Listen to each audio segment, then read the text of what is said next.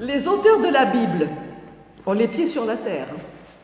Quand ils veulent parler de la conduite de Dieu ou du cheminement spirituel des hommes, ils utilisent symboliquement le verbe marcher et le mot chemin. C'est pourquoi ce matin, je vous invite à parcourir la Bible à la découverte du chemin et de la marche dans la Bible. Alors avec Abraham, c'est moi, le Dieu puissant. Marche en ma présence et sois intègre. Je veux te faire don de mon alliance entre toi et moi. Je te ferai proliférer à l'extrême. Genèse 17. Fort de cette promesse, Abraham envoie un serviteur en quête d'une femme pour son fils. Le Seigneur, en présence de qui j'ai marché, enverra son ange avec toi et fera réussir ton voyage. Tu prendras pour mon fils une femme dans la maison de mon père. Genèse 24. Un peu plus tard, quand Jacob bénit Joseph parmi ses frères, il dit : « Le Dieu en présence de qui ont marché mes pères, le Dieu qui fut mon berger depuis que j'existe jusqu'à ce jour, l'ange qui m'a délivré de tout mal, qu'il bénisse ses garçons. » Genèse 48. Au temps de l'Exode, voyons comment Dieu se fait guide de son peuple. Le Seigneur marchait à leur tête. La colonne de nuée le jour pour ouvrir la route. Colonne de feu la nuit pour les éclairer. Exode 13. Mais c'est en guerrier que le Seigneur marche aux côtés de l'armée de son peuple pour le défendre. C'est le Seigneur, votre Dieu, de la route que le Seigneur t'a fait parcourir. Non. C'est le Seigneur, votre Dieu, qui marche avec vous afin de combattre pour vous contre vos ennemis. Deutéronome 20. Avec Moïse, le chemin de Dieu devient une voie spirituelle. Tu te souviendras de la route que le Seigneur t'a fait parcourir depuis 40 ans, dans le désert. Ainsi, il éprouvait ce qu'il y avait dans ton cœur. Deutéronome 8. N'oublions pas que Dieu respecte toujours la liberté de l'homme. Là, l'homme arrive à un moment où le peuple se trouve à un croisement. C'est l'heure du choix. Et Dieu adresse au peuple un avertissement. Vois, je mets devant toi la vie et le bonheur, la mort et le malheur. Moi qui te commande aujourd'hui d'aimer ton Seigneur, ton Dieu, de suivre ses chemins, de garder ses commandements, ses lois et ses coutumes, alors tu vivras si tu les gardes. Le Seigneur te bénira dans le pays où tu entres pour en prendre possession.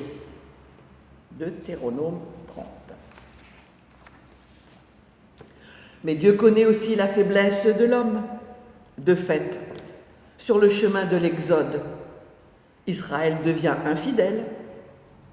Même les juges, ils ne les écoutèrent pas. Ils se prosternèrent devant d'autres dieux. Ils s'écartèrent du chemin où avait marché leur père, qui avait écouté les commandements du Seigneur. Juge 2, 17. Jérémie utilisera lui aussi le symbolisme de la croisée des chemins. Quand c'est trop, c'est trop. Dieu décide de ne plus combattre pour son peuple. Il va le châtier. Jérusalem sera assiégée seule. Ceux qui quitteront la ville auront la vie sauve. À eux de choisir. Voici, je place devant vous le chemin de la vie et le chemin de la mort. Qui restera dans cette ville mourra par l'épée, la famine, la peste. Mais qui en sortira et se rendra à vos assaillants aura sa vie comme butin. Jérémie 8. C'est dans la sagesse que se découvre également, à la croisée des routes, une parole pour inviter l'homme à prendre le chemin de la raison, quand même. Écoutez. La sagesse n'appelle-t-elle pas? L'intelligence n'élève-t-elle pas la voix? Au sommet des hauteurs qui dominent la route, au croisement des chemins, elle se poste. Près des portes d'accès, elle s'écrie « Humain, c'est vous que j'appelle !» Ma voix s'adresse aux enfants des hommes. C'est un Proverbe 8. Depuis toujours, la voie de la discorde et du conflit est présente. Mais il existe un autre chemin, celui de la paix. Celui de la guerre, c'est le chemin du méchant. Clairement exprimé dans ce passage de Romains 17. Ils n'ont pas connu la voie de la paix. Le droit ne suit pas leurs traces. Ils se font des sentiers tortueux. Quiconque les suit ignore la paix. Romains 17. Si Jean-Baptiste a pour mission de préparer les chemins du Sauveur, seul, l'astre d'en haut, Jésus-Christ, peut illuminer ceux qui demeurent dans les ténèbres à l'ombre de la mort, afin de guider nos pas dans le chemin de la paix. Luc 1. Et le psaume 19 insiste sur l'aspect mystérieux du chemin de Dieu. Sur la mer fut ton chemin.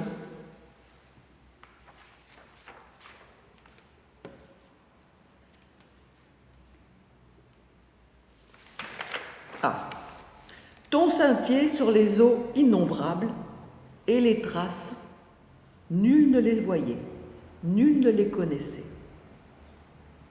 Quant au Proverbe 30, il démontre que la création est comme chiffrée par les traces de Dieu.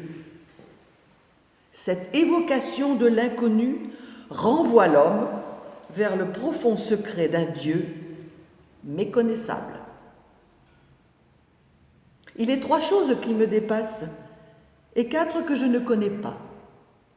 Le chemin de l'aigle dans les cieux, le chemin du serpent sur les rochers, le chemin du vaisseau en haute mer, le chemin de l'homme chez la jeune femme. Et nous continuons. Après la déportation à Babylone, le chemin qui ramène les exilés dans leur patrie prend une grande valeur symbolique, car ce retour est le signe profond d'une conversion du peuple vers son Dieu, vers son Seigneur. Une voix proclame. Ça vous rappelle rien? Ben écoutez. Une voix proclame dans le désert, dégagez un chemin pour le Seigneur. Nivelez dans la steppe une chaussée pour votre Dieu. Que tout vallon soit relevé, que toute montagne soit rabaissée. C'est Ésaïe 40. Et ce texte-là, eh bien, il sera repris par qui? Eh bien, par Jean-Baptiste, pour annoncer tout simplement la venue du Messie. Jérémie invite lui aussi Israël à faire une petite pause méditative sur son chemin. Arrêtez-vous sur les routes pour faire le point. Renseignez-vous sur les sentiers traditionnels. Où est la route du bonheur? Alors suivez-la et vous trouverez le repos de vos âmes. Jérémie 6. Bon, marquons un temps d'arrêt avec les psaumes et les proverbes, décrivant eux aussi à leur manière les chemins qui mènent vers Dieu. En voici un. Tu m'apprendras le chemin de la joie, devant ta face, plénitude et joie. C'est le psaume 16. Le Seigneur lui-même donnera le bonheur, et notre terre donnera son fruit. Justice marchera devant lui, et ses pas traceront le chemin. C'est le psaume 85. Pourtant, deux chemins s'opposent. Écoutez, la route des justes est comme la lumière de l'aube, dont l'éclat grandit jusqu'au plein jour. Le chemin des méchants est comme l'obscurité. Ils ne savent pas pourquoi ils trébuchent.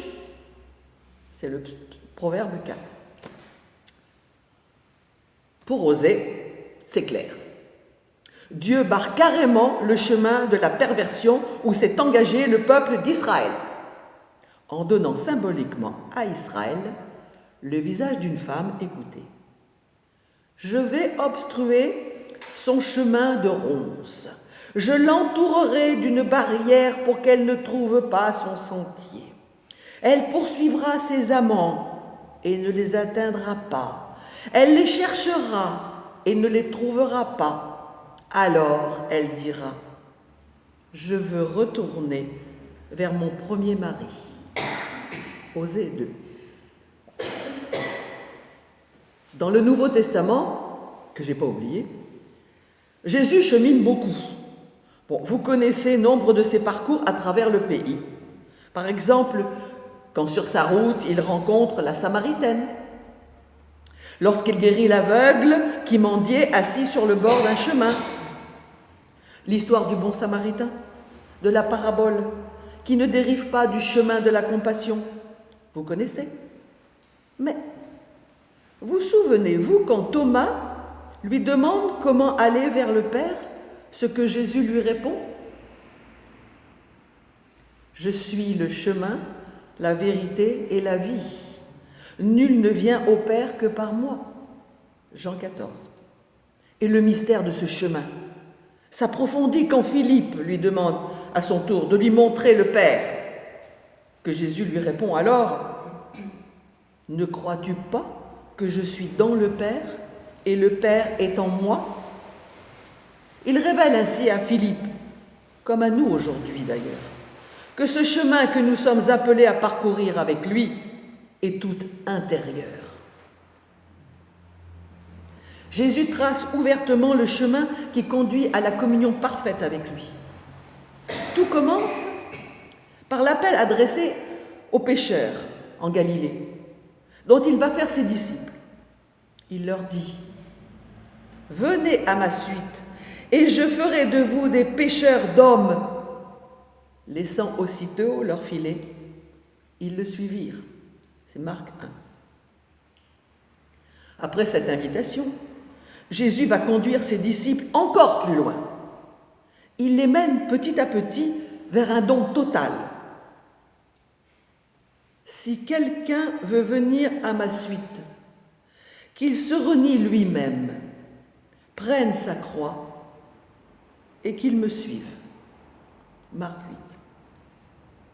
Le chemin de croix n'est pas un chemin facultatif ou une option. C'est le seul itinéraire qu'il nous faut emprunter si nous voulons participer à la suite de Jésus au ministère de son amour sauveur. C'est finalement sur le chemin d'Emmaüs, que vous connaissez, que Jésus révèle le sens de sa mission. Quand arrivé à la berge, il rompt le pain, puis s'efface à la vue de ses pèlerins qui se sont écriés « Notre cœur n'était-il pas tout brûlant au-dedans de nous quand il nous parlait en chemin, quand il nous expliquait les Écritures ?» Pour Paul, le chemin qui le conduit à Damas est bien le lieu stratégique de la rencontre avec le Seigneur. L'Épître aux Hébreux décrit admirablement le chemin de foi d'Abraham et des patriarches. On peut le faire nôtre. Grâce à la foi, Abraham obéit à l'appel de Dieu. Il partit vers un pays qui devait lui être donné en héritage. Et il partit, sans savoir où il allait. Grâce à la foi, il vint séjourner comme un étranger dans le pays de la terre promise. C'est dans un campement qu'il vivait, ainsi qu'Isaac et Jacob, héritiers de la même promesse que lui, car il attendait la cité, qui aurait de vraies fondations, celle dont Dieu lui-même est le bâtisseur et l'architecte. Et puis pour terminer, le chemin perpétuel de la foi qui caractérise la condition de chaque croyant. Cette destinée n'est pas une errance sur des chemins hasardeux, mais une perpétuelle marche à l'étoile, en toute confiance, qui ne permet jamais le retour vers un lieu fixe. C'est du moins ce que nous pouvons lire à partir de la suite de la lettre aux Hébreux. C'est dans la foi qu'ils sont tous morts, sans avoir connu la réalisation des promesses. Mais ils l'avaient vu et salué, de loin, affirmant que, sur la terre, ils étaient étrangers et des voyageurs. Or, parler ainsi, c'est montrer clairement qu'on est à la recherche d'une patrie. S'ils avaient pensé à celle qu'ils venaient de quitter, ils auraient pu y revenir. En fait, ils aspiraient à une patrie meilleure, celle des cieux. Et Dieu n'a pas refuté d'être invoqué comme leur Dieu, puisqu'il leur a préparé une cité céleste. Alors, malgré les événements déchirants qui jalonnent notre actualité, que la lumière de Noël éclaire votre chemin tout au long de cette année. Je vous souhaite une bonne route, une belle route pour 2024. Merci.